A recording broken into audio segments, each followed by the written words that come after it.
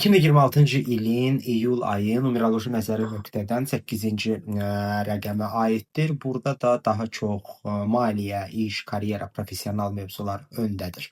Ümumiyyətlə iyul ayında maksimum dərəcədə sevgi, məhəbbət məsələləri kənara keçir və daha çox işə, karyeranıza, pulunuza və hansısa bir iş nüfuzunuza köklənirsiniz. Yəni bu da normaldır. Qorxmayın bundan. Bu ayın əsas mövzuları sadaladığım kimi əsas professional maliyyə məsələləri olacaq. Nüfuz, iş, işdə hansısa bir belə deyim, projelerin üstündə olmaq, özünüzü göstərmək, nüfuz, rəhbərliyin qarşısına çıxmaq, nə isə isbat etmək, sırf işinizlə bağlı olan bir mövzular ayın əsas mövzuları olacaq. Numeroloji tövsiyə isə ondan ibarətdir ki, maksimum dərəcədə emosiyalara qapanmayın, biraz məntiqlə hərəkət edin, söz söhbətlərə, qırğınlara girməyin, kimləsə spor etməyin, enerjinizi çox belə qisascasına kimləsə paylaşın.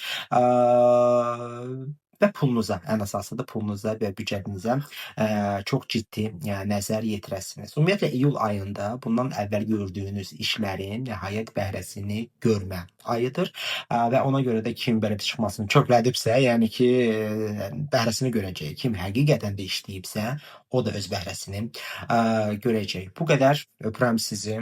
Xeyirli olsun. Bu bütün bürclərə aid olan numeroloji iyul ayının proqnozudur.